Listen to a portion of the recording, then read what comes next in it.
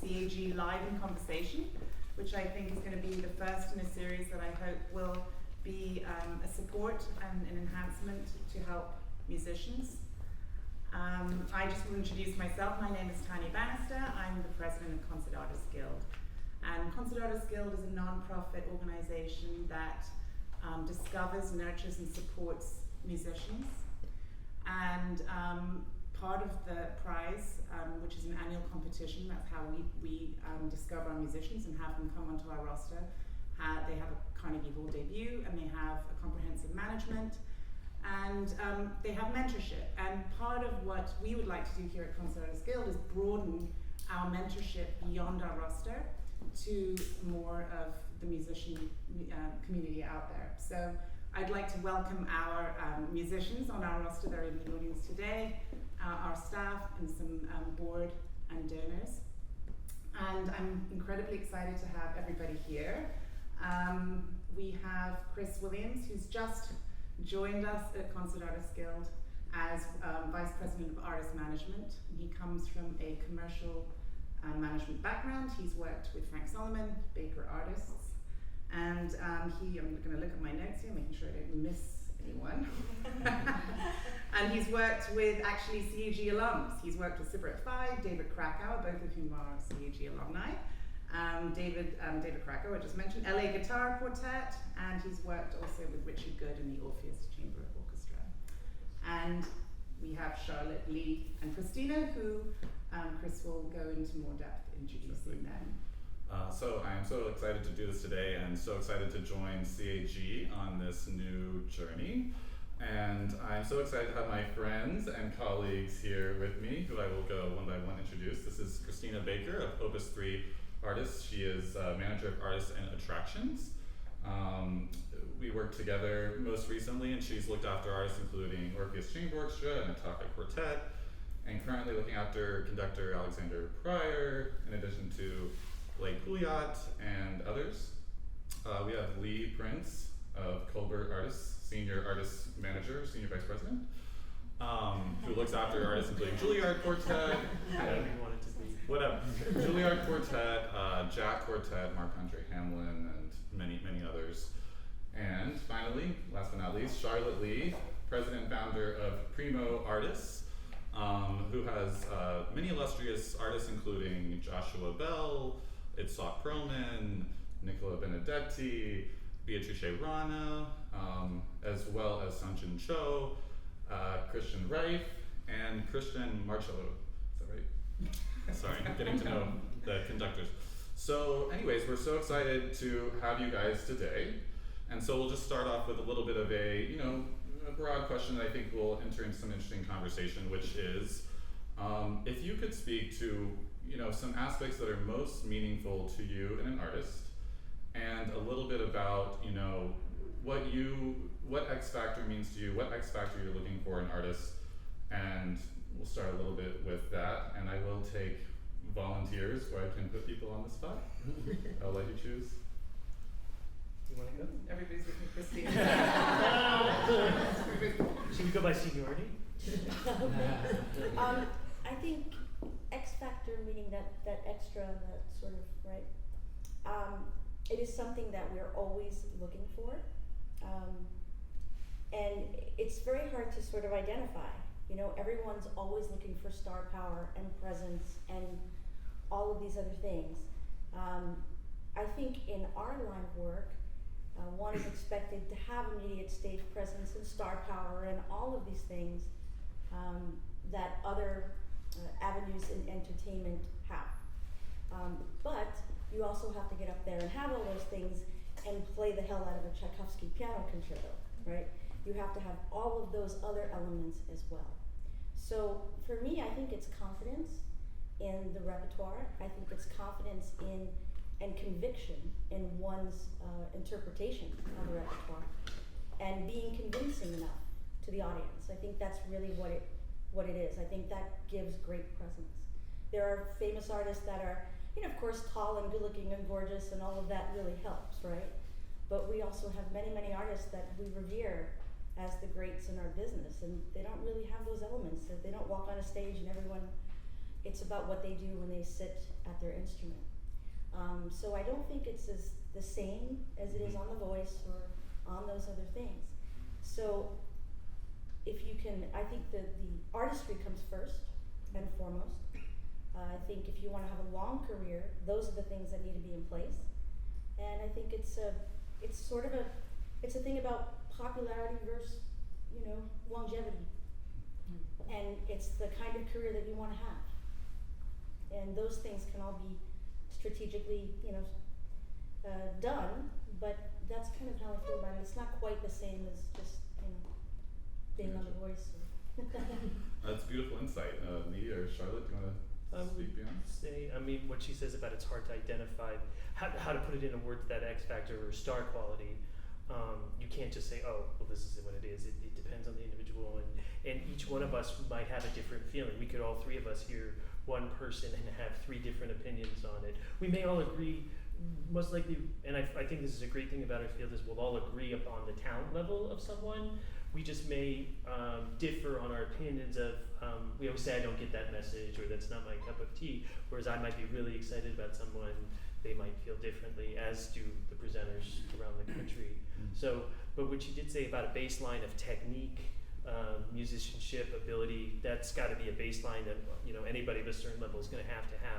But then that next factor, the thing that we're talking about, that you can't necessarily quantify, could be a way they carry themselves, what they do with the music. We often talk about, I want to find somebody who has something to say with a piece of music. Everybody can play the notes, but what are you doing underneath? How are you turning a phrase in a different way, that something special that nobody else does? I think that would be one of the big things in terms of a star quality that sets them apart. Charlotte? I totally agree that the foundation is necessary, technical mastery, but yes, the X factor can be a very subjective thing and hard to quantify, and you're right that it can be based on your individual taste, but it has to be something that's so special and magnetizing and drawing you in. So it could be an incredibly mesmerizing stage presence. That was one of the things that had attracted me when 13 years ago I first heard Nicola Benedetti. I couldn't take my eyes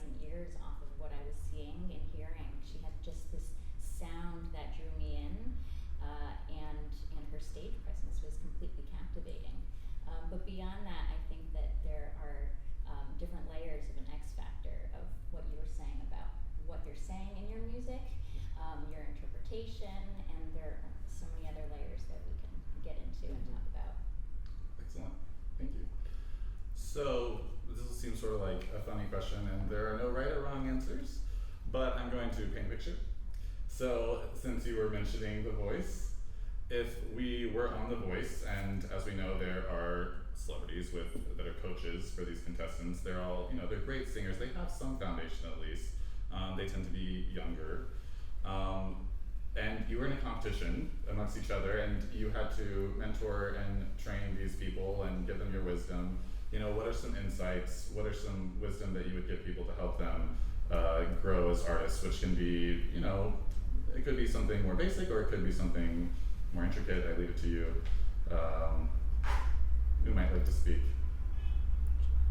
Sorry. You're taking notes. No, I just want to write, because I'll always inevitably interrupt someone. So basically, they're competing against each other to have. Yes, everyone has a win. baseline. All the artists have a baseline of what we're talking about, but maybe these artists don't necessarily have the experience, or they haven't maybe come into the X Factor completely yet.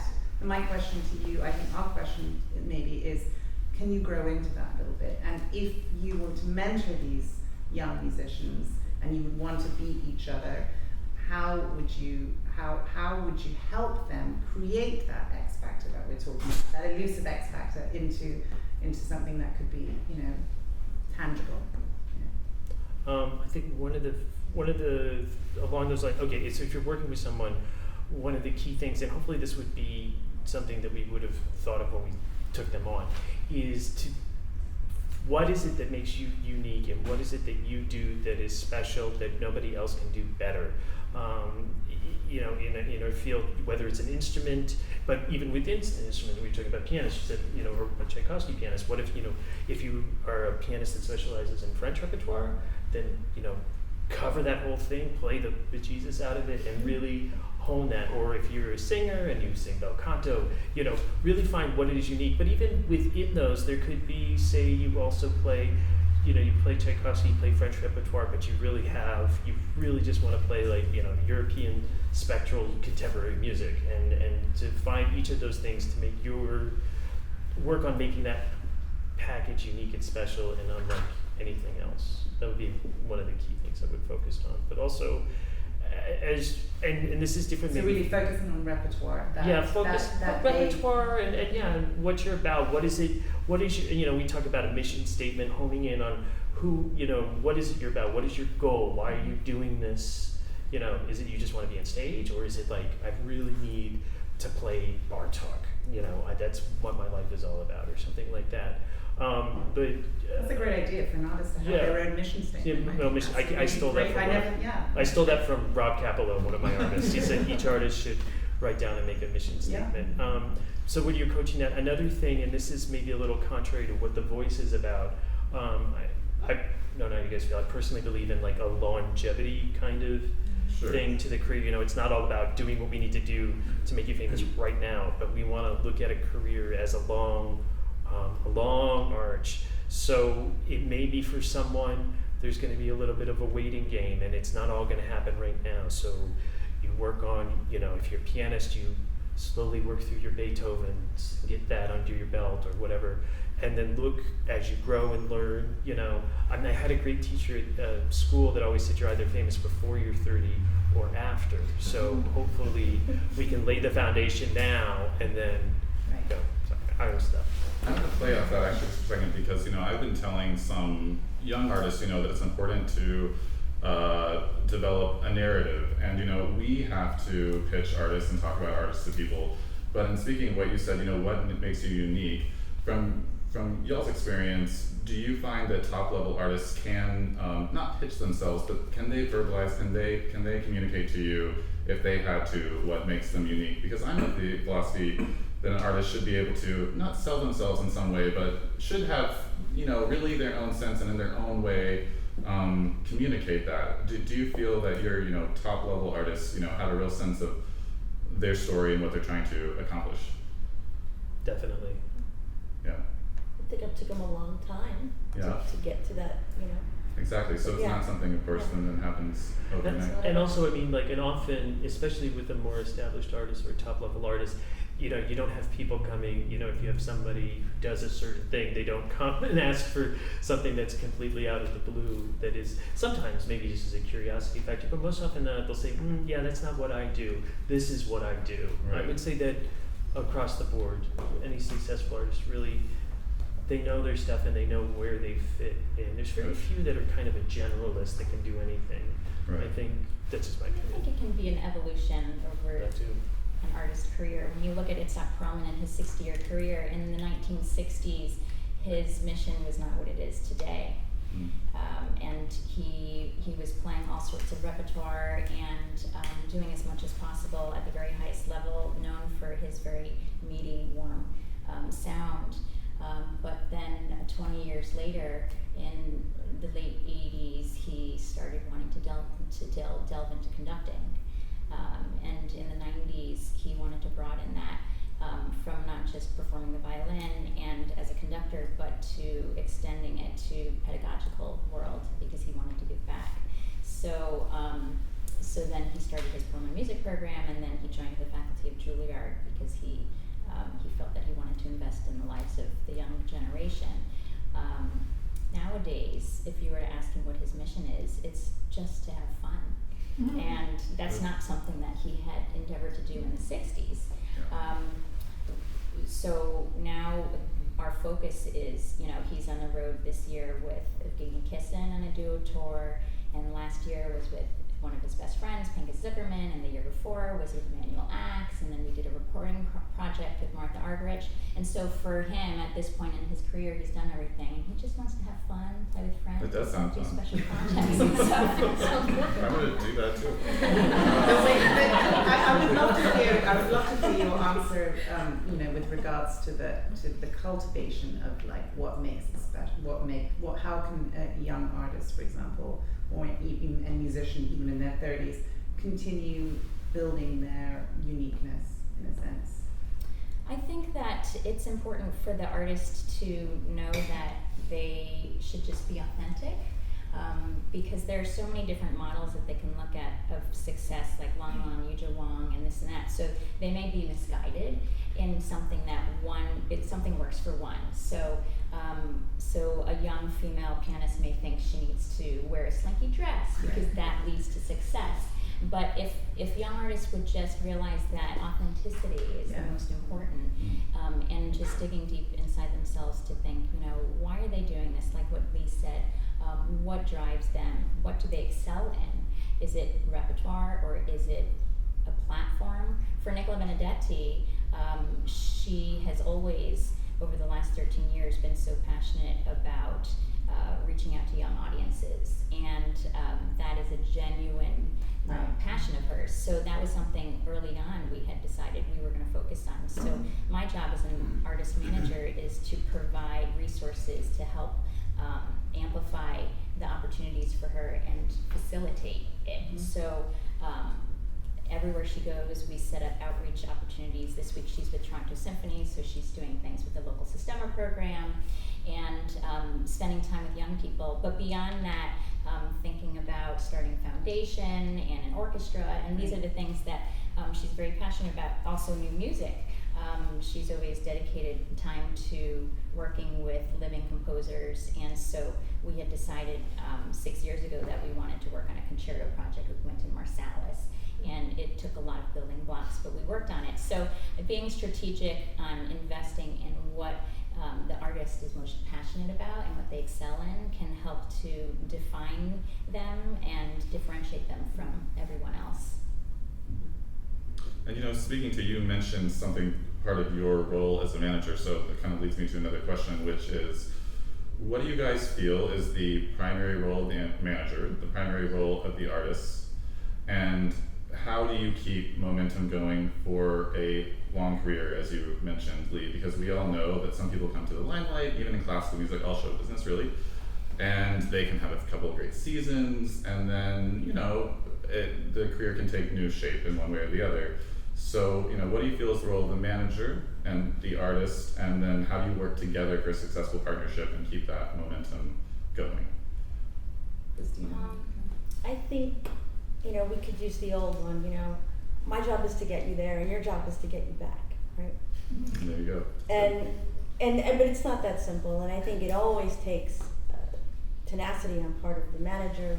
You know, some performances go well, some performances don't. It's getting feedback, especially with a young artist, and really understanding what worked, what didn't, and guiding that artist into, you know, fixing the problem. And I think that, you know, it is an evolution. I mean, a piece, I mean, a young artist could play a Schubert sonata today, and in 10 years it will mean something completely different. So this is always going. It's such a long life, right? So, yeah, no, I think that's the job. I think it's teamwork. I think it's communication. I think it's having an artist that is, from the time they touch ground to the time they leave. It's about dealing with working well with the administration and being nice to the donors, and all of those things are so important. It's not just the performance. So that's how I think it's really communication too, teamwork, and you know, I talked to this person or I met this person, and connecting the dots, and you know, working together. I always kind of include my artists in the process. How did that go? Who'd you talk to? And there's so much information. There's so many artistic administrators that we're working with. There's so much information flying. So you need to nudge each other once in a while, Absolutely. and that's okay. You know, it's very helpful. Along the lines of what you're saying, yes, we're responsible for getting the dates, advocating for the artist, getting the message out there, and hopefully it will, you know, artist shows up, great engagement return. Doesn't always happen. Whether it's with, you know, many artists had some that, you know, for a while there just wasn't going well, no re-engagements, but then they grew up. That goes back to the famous, but the 34, that thing. That I said before earlier, that, you know, they grow and they learned, and then all of a sudden it turns around. That's a wonderful feeling. It doesn't happen as much as you want it to. Yeah, but I'm just thinking of a couple examples. But the biggest difference, we're talking about the partnership, and yes, we book dates and we handle your travel and taxes and visas and all this paperwork, lots and lots of paperwork, and keeping a schedule. But and a lot is Charlotte and I have been around a little longer than Christina, I think. But you know, back when I started, you know, the martini. You know, back when I started, you know, it was a lot of artists sitting and waiting for the phone to ring, and you know, what have you done for me lately? And that has completely changed now. And we also talk about what we look for in an artist is that an artist, this is how much has changed. Is they're a partner now. Everybody's got to be proactive in your own career, because you know, we always say you're the president of your own company, and if you're not there with your eye on the ball, we can't do it for you. We can't make you want this. We can't make you. We can't literally practice for you. And within that, it also goes networking, being friends with your colleagues. You never know. You know, you guys here coming to this, you might meet someone, and that is, you know, I have a chamber music festival, why don't you come play with me? Or you know, through Facebook and social media, networking, and not in a over-eager, superficial way, but like, you know, hey, I saw that you posted that article about something, you know, that really touched something, you know, just a social issue or politics or whatever, you know. In this new environment, you really have the ability to connect with each other, and that can spin forth in having a career and having people like, oh, I don't know so-and-so, but I've seen what they do on social media, or somebody showed me this video. So that's a big way that things have changed, is that artists now have to, it's a key that they're involved in their career, they're active, and that they're networking, and that in turn helps us do all the other stuff, and then we ultimately do work together on all of that. I mean, I find it really inspiring when an artist is working, you know, harder than I am. I mean, in a sort of competitive sense, in a good way. You know, it's if you're here, then I need to be here. But if either of us is lacking behind, then it's not going to be inspiring for either party. So I find the hardest working artists are the ones I do the best for, because they push me to work much harder. I freely admit, I got a call from an artist today saying, hey, I got a text from this person who's helping this thing. Like, oh, I am so missed that email, and I need to get back on that, and I did, and you know, I owned up to it. But it's, you know, it's a partnership. You know, we all try to do the best we can. How important is that? Because I know a lot of young musicians, and I've been guilty of this in the past also. Does it affect your working relationship when someone is slow getting back to you with programs, getting back to you with emails? Can you just talk to that a little bit? I mean, just housekeeping. It goes Yeah. from all levels, from Yeah. the I'm highest sure, to, I'm and sure. not everybody, and Yeah. I'm just as guilty, like, Yeah, of oops, course. I didn't Yeah. get back to that, and I have one of my more seniorest, famousest artists who was just really bad about replying to stuff to some, but I think it's a little more dismaying with a young artist, is that, with an elder statesman, and not necessarily even that, they're busy, they can, but if for the younger ones, it sends a subliminal message to you, they're not really in it. Well, these, What? these, Yeah. How yeah. Oh, absolutely. I have worked with a lot of young artists over the years, and some have panned out and others haven't. And I could tell very early on in the relationship that it wasn't going to work out, because if I didn't get any ideas from them, I would try to catalyze the ideas, and it really shouldn't come from the manager, Right. but we are facilitators, and it's fine if we can help to inspire, but we are not the ones that should be fleshing out the artistic ideas. That has to come and be birthed from the artist. And so if I throw out a few things, oh, maybe you can consider this, or maybe we should look at a new program of this and this, and the ones that are going to make it are the ones where they have all these terrific ideas, and then they send it to me by the end of the week, like, oh God, I was like researching this and this, and I want to do a program that's themed on this, and I was talking to a friend, and I think that guitar would be really great with this, and maybe we can also do this. So it has to be a dynamism there, and when it's not, and I feel like I'm pulling teeth and I'm not getting responses back, it's just like, you're not on the same page.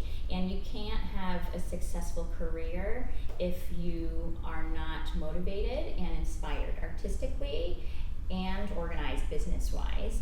Furthermore, you can't have a successful career if you're not matched with a professional manager who doesn't see and is aligned with everything that you are. Because I've seen so many pairings that, an artist was just like really wanting to get going, and they just said yes to the first agency that expressed interest, and they just sat on that roster because that agency, the agent there felt obligated because their boss wanted to sign this person. So there's never a successful relationship if it's obligatory, and I think that can be a recipe that is Right. not set up for success. So it really has to be a good match between a manager really understanding and being passionate and believing in everything that the artist is about. Then you can be on the same page and we go in the same direction. That makes One sense. thing she said, that Charlotte said about the artistic is, very many times I'm like, I just do the schedule and the promotion. When it comes to, I can think of ideas, and we know our artists well enough to know, and hopefully we know repertoire and what's out there to say, oh, this would be a good fit. But we're not here to generate the ideas. I mean, a lot of times I'll put the presenter maybe in touch with the artist to discuss a program, and just be like, this is for you guys to, with the artistic minds, to talk about.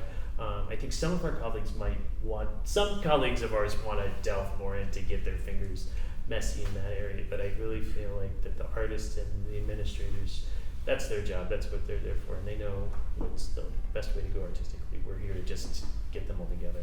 You're like realize their artistic Exactly. goals. But I'm sorry, I'm going to let you continue the questions, but in line with that, Christina, like when an artist comes with a project or with a program that they really want to do, what do you tell the artists in terms of tools that you need? What are the best tools that you That's a good need? program first. That's Yeah. something we can sell. And then we can sell. Sometimes people think this is really. Here's one, guys. For the 1920, I want to do a Beethoven cycle. Stop. Be a visionary. Yes. So, everybody wants to do a big. Fortunately, actually, one of the wonderful things about the Beethoven year is almost everybody said, yeah, I know they're going to do a Beethoven cycle, so I won't offer you one. Or I can offer a Beethoven theme program if they want it, but I realize everybody else is going to do it. But that's a case in point. But I mean, it's got to be a project that's valid, not valid, that's the wrong word, interesting, something that we can really sell. But is it enough just to be able to pitch it with your words, or do you need video? Do you need a visual I that am goes so with it? good, I don't need any material.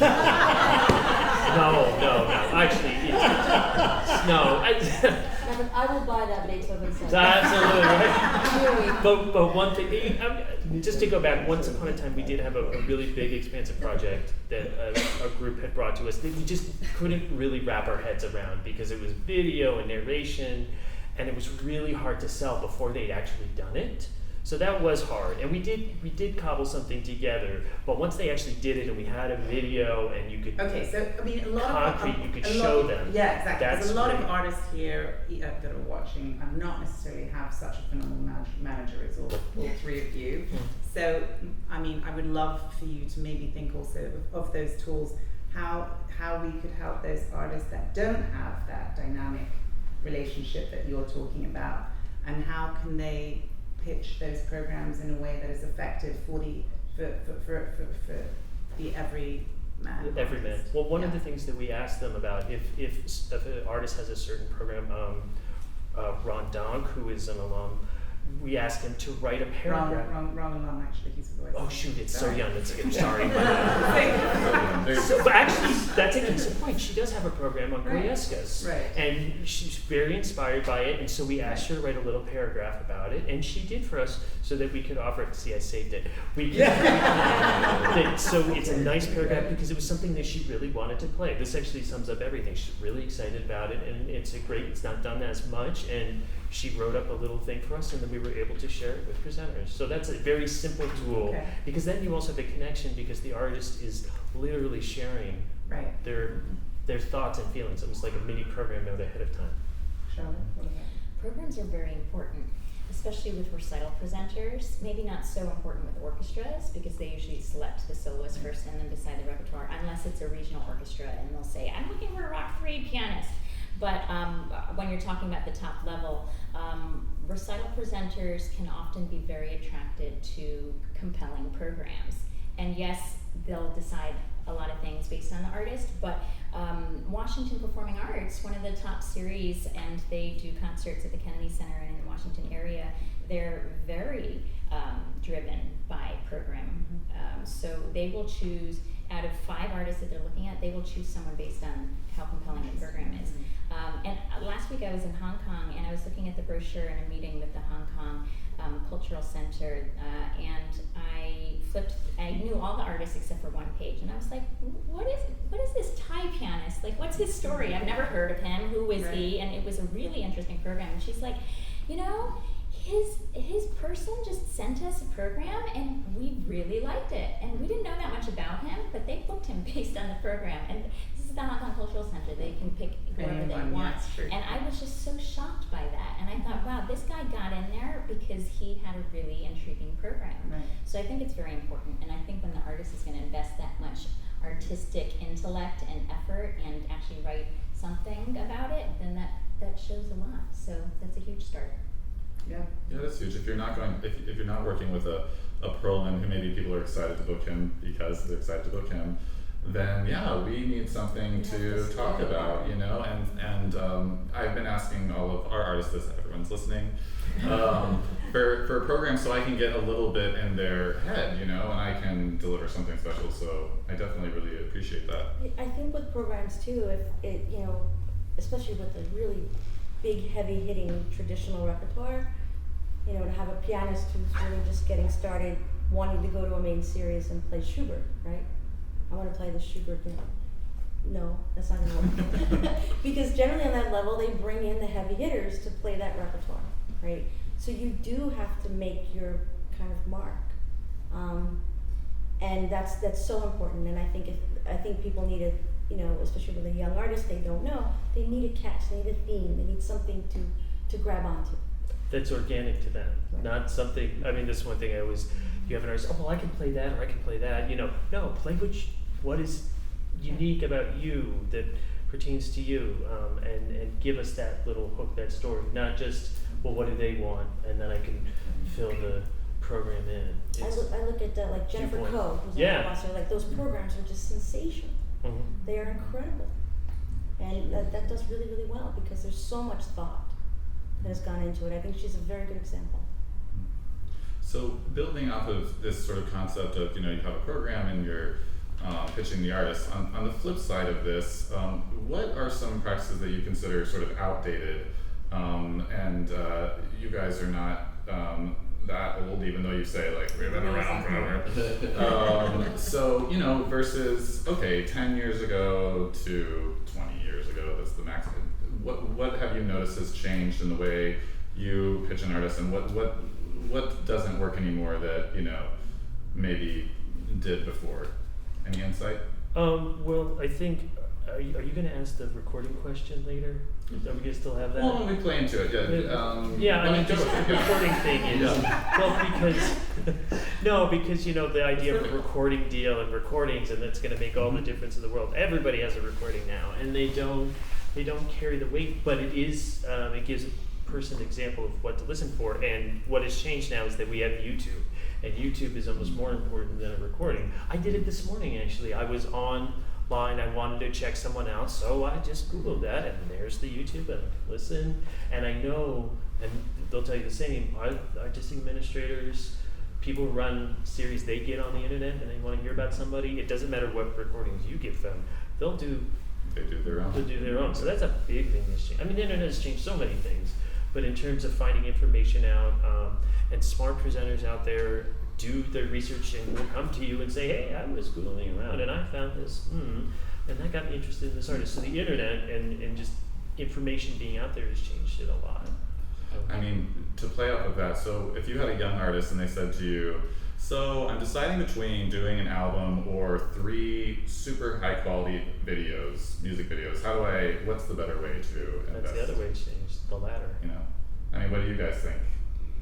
Your artist asks you this, you know, Sung Jin Cho wants to do a new album, and he says, but you know, I was thinking, you know, what do you say? Both.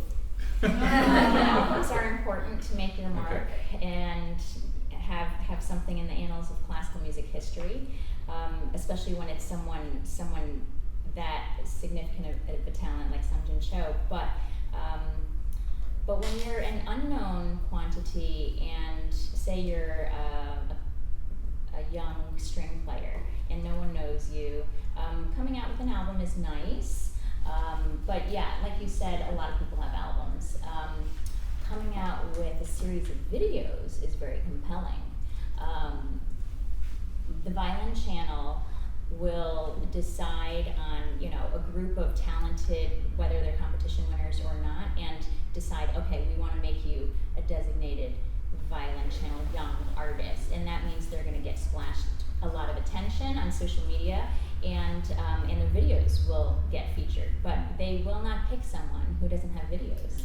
Right. And I've seen them invite artists to become VC Young Artists, and these artists can't activate that because they're not churning out the videos. So you have to have something on there, like Lee said, you know, on YouTube and Instagram. If you look at some artists who don't have management, but they have like 25,000 followers on Instagram, it's because they're churning out video footage every day. Right. And they may be half the talent of some of the other artists who aren't active on social media. And social media will not get you a career, but it will possibly get you noticed. And visibility is important. It's something that we shouldn't shun. Back in the day, everyone used to lean towards being very precious about what was recorded, and I don't want that performance to be broadcast. But nowadays, there's live casts, webcasts, broadcasts everywhere. I love what we're doing right now. Exactly. You just have to go along with it. It's sort of hard to get away from it. I mean, Yes, you know. you can't be so precious So yeah, about it. that's definitely something that's changed. Is the days of you know, right of, you know, rejecting recording for broadcast. Yeah. Yes, some still do, but and if there's a disaster or something, but it's put it out there. Yes, It's all out there. It's an opportunity to be heard and to be seen, so don't be shy about it. Yeah. I mean, the other thing is, I think that one of the biggest things that, and you touched on this, and I think Violin Channel is an example of that, the way press, and that's, you know, talking about outdated, you know, getting a great review from the New York Times for a concert, that is now an outdated concept.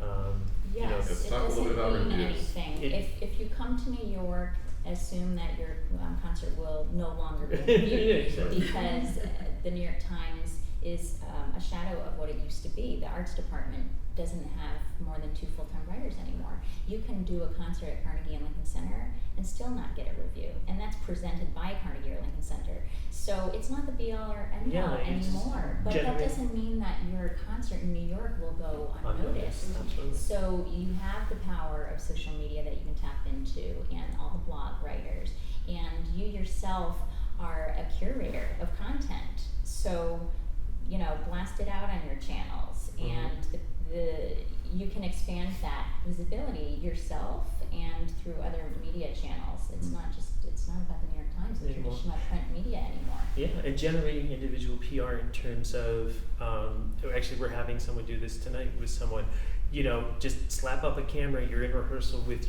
your quartet for a concert coming up on Sunday, take your iPhone, shoot 45 seconds, hey guys, we're here rehearsing, you know, Dvorak Piano Concerto, we're looking forward to our performance at, send it, you know, put it out on your channels, give it to the presenter, they can put it up on their website and their social media channels, you know, that kind of taking hold of it and ownership of it is definitely some way, just to answer your question, that old PR has become outdated, and this is a way of new PR, new communication. I think we can also learn something from the more commercial agencies. I mean, a lot of these, there are some big acts that have been signed just based on the traffic on YouTube. You know, that a lot of these big commercial agencies are just looking at that. This has this many hits, or this has, sign it, or let's get it. Because that is how a lot of people, maybe not so much for classical, but why not? Get their information, get to learn what's new out there, what acts are out there, what, you know. And once something has traction and it goes viral, it's quite amazing. So I don't think our business will work completely like that, but there's no reason why it can't work a little bit like that. And I think we can learn from those more commercial, you know, bigger places. Do you think towards the future we'll see more signings of this nature from, you know, YouTube? Do you think I mean, now in classical music we usually think, you know, you have to go and you have to hear someone and you know, in person, which is important, but do you think, you know, that there's that possibility there, that kind of reach that the video tool could in fact be so powerful? We took someone on a couple years ago, but it came through a reference of somebody we trusted, and this person had worked with someone we revere. But it was a video that they sent that all we had to hear was 2 seconds, you know, not 2 seconds, but you know, yeah, totally. And I mean, but it had the foundation of recommendation ahead of it. But yeah, we didn't hear, there's been more than one person I've signed without hearing them live because of references or things I heard or saw online. And circling back around to this idea of momentum. So you have, let's say, a young artist that has some notoriety and is doing well, has played some major engagements, is on the rise. What is the strategy? What do you do to keep that momentum going? You know, they played a few major orchestras and it's a great season, and as we all know, even you know, the big artists don't have concerts quite yet in 2040, you know, wherever we go.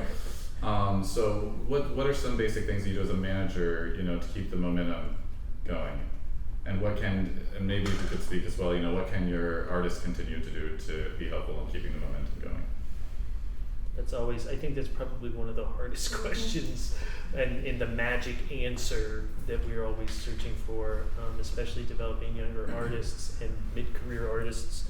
Mid-career artists, actually, that's the toughest spot to be in of all.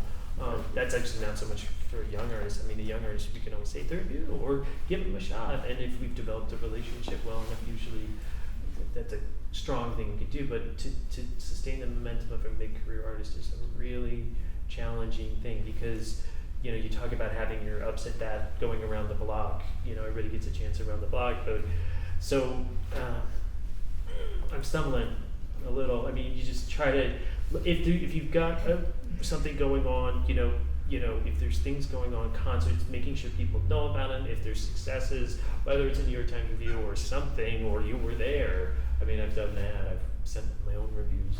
They're like, you know, this is really good. So-and-so has grown a lot, or you should really hear them in this new repertoire. Try to just make the big, you used amplify earlier, amplify as much what they're doing to anybody that hasn't had them yet or given them Well, a it shot. sounds like there's almost an element or of reinvention, you know, always sort of coming up with something new or reaching out to new collaborators, I would imagine would be a way to, you know, because I always think of, and keeping the momentum, if you've done the same, you know, the same thing, you know, what's next? In pop music, sometimes it's image. You can do a drastic image change. I don't think we see that as much in classical music. But you know, in terms of, you know, programming and those things, I would imagine that over time, you know, artists have, you were speaking to earlier, that Itzhak Perlman, you know, is kind of, in the sense, I guess, reinvented, because his prerogatives, they've sort of reinvented as he's gone along the way, and that's, in a sense, I'm sure helped keep the momentum and the interest alive for him, right? Okay, excellent. Okay, One other thing about just the mid-career artist that you could talk about, you know, with a young one, you want to talk about new and exciting, but when you get to mid-career, then you start relying on their experience. They've worked through their Beethoven cycle or their Schubert cycle, or, you know, they've had the experience, they've lived life a little, gained some life experience, and they can bring that into their music making. So that's another angle one would talk about in trying to keep the momentum going is taking their experience and using it to kind of kick it forward. Are there ways in your 20s, because I know that, as you say, in your 20s, and a lot of artists in that category, they have a lot of opportunities through school, through competitions, everything. There's many possibilities still. And then once you hit your 30s, life starts hitting. You have to start paying your bills. Your parents don't pay for your rent anymore, and you start having responsibilities. And so, what are things that maybe artists can do that are maybe practical, but also can help them to build on their image or X factor that's maybe not necessarily only to do with their playing? Obviously, that has to be there. But are there projects or I mean, is that changing now? I think one thing that's changing, and this was, I did quickly teaching, that a lot of people are getting into teaching earlier, younger. That's always a wonderful avenue for, especially for instrumentalists and singers too, but mostly I think instrumentalists, there's much more opportunities to teach and get them thinking about their craft in a different way.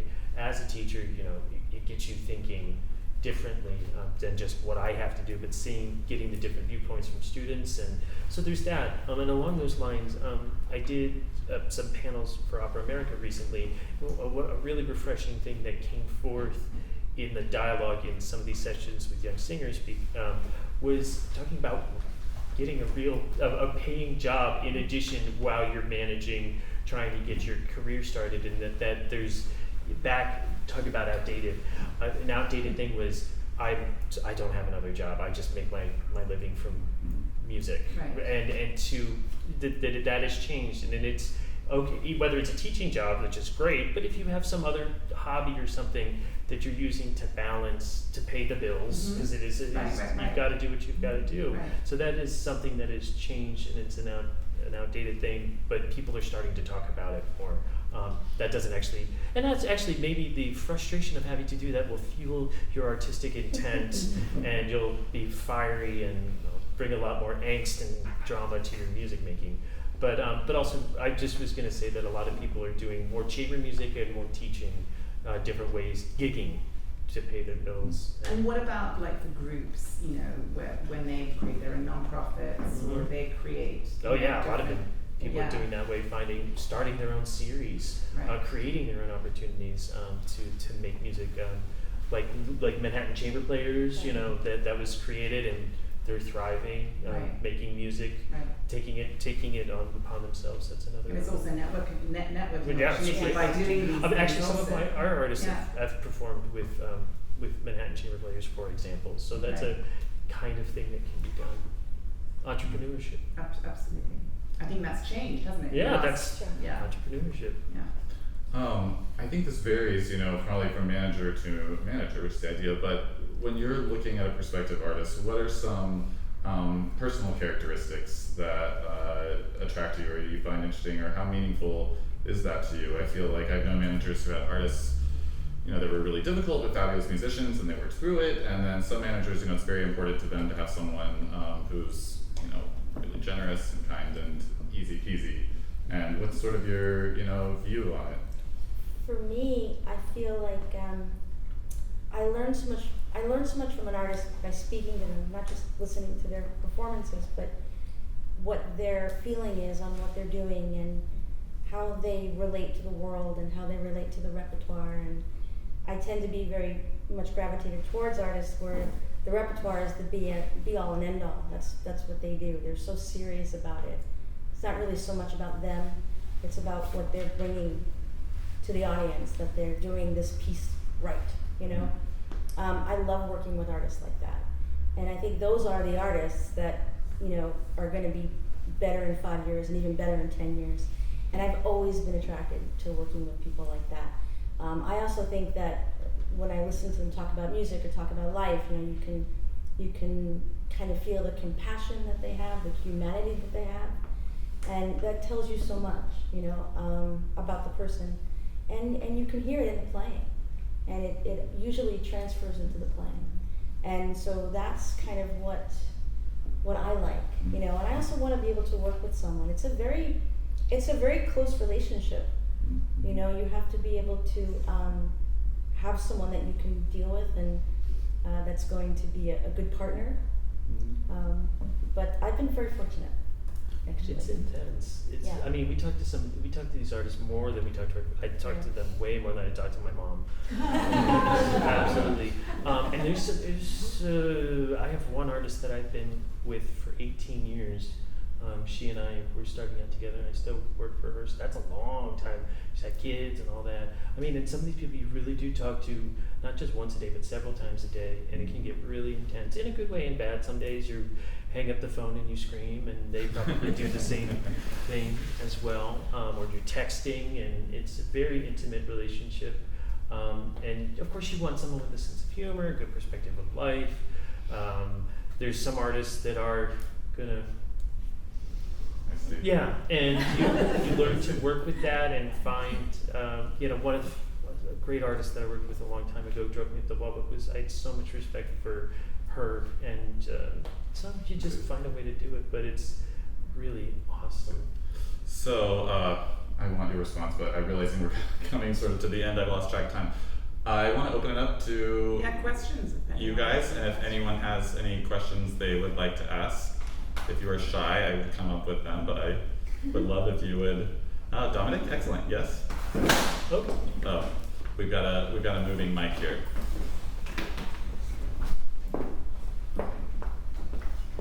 Here we go.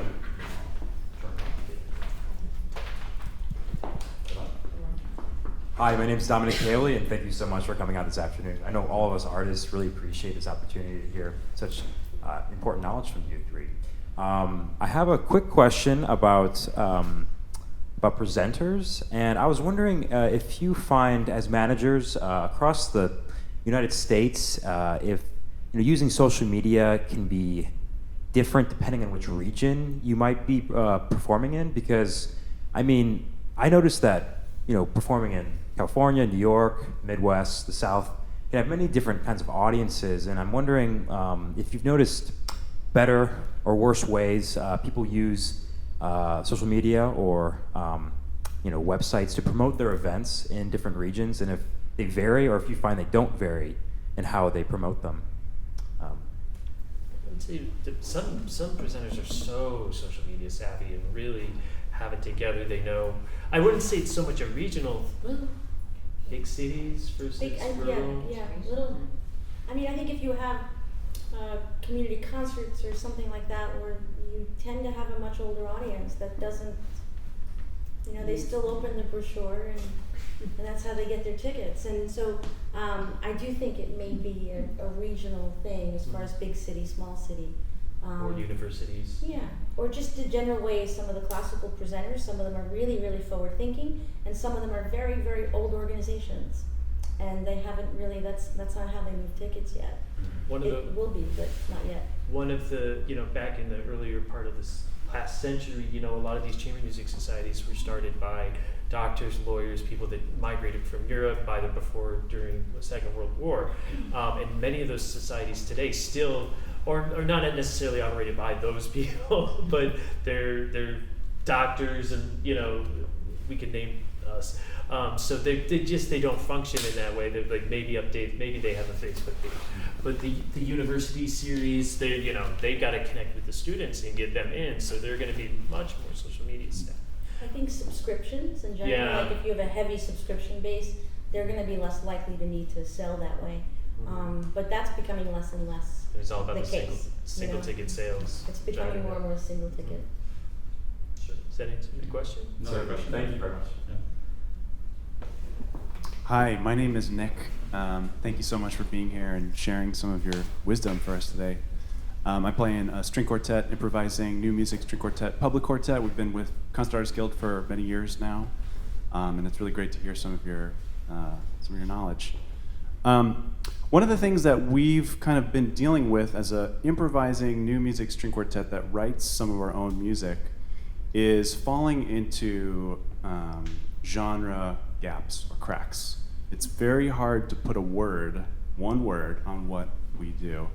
And we've sort of been forced in a way to experiment on stage in the public, in front of cameras, in front of audio recordings that do get broadcast like you're saying. So I guess my question is, how, in your opinion, what is the best way an artist can experiment and evolve without casting themselves in a certain way for the rest of their career? That is a very tough question. I would say find your core, find a balance, find a program that works, that's sellable, and then find your other opportunities. Do you understand? Experiment with certain dates, or say you guys want to do something that's the most out there that you want to do. Find a place on your own, whether like the kitchen or someplace here. Provide your management with something that you together work on finding something that people can wrap their heads around. Work on that, and then as you move along, find other opportunities to experiment and hopefully melt the two together as you move along. I don't know if that's a really good answer, but that's the first thing. I think the artists are I think it's an exciting time. Yes. Because I think you can really lead the way. I think many of these series and cultural institutions, they do have everything in a square, right? This is this is that. Anything that's not classical on a symphony series is pops, right? These old words that we've been using forever. And now you see they have different names for them. They're starting to be like, okay, alternate this, or Mix. under the radar, or mixed, or Yeah. So everyone's sort of experimenting with this because it has to be done. And I'm really excited to work with artists that are sort of leading that, right? Because it needs to be led. And so I think it's time to I really think it's time to mix it up and try everything. I mean, to speak to that quickly, when Christina and I were working together, we signed a group called the Westerlies, and I think we loved them because we didn't know how to describe them. Yeah. I mean, that was perfect, I mean, and it was a challenge then talking to people and explaining, what their mission Challenge was with the doing. marketing departments of Yeah, but it was exciting. There's nothing wrong about being something that we can't quite describe. I think it's pretty exciting.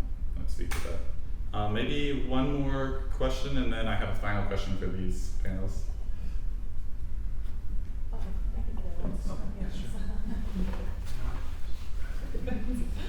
Hi, my name is Abigail. I play with the Verona Quartet. Thank you so much for coming and sharing your insight.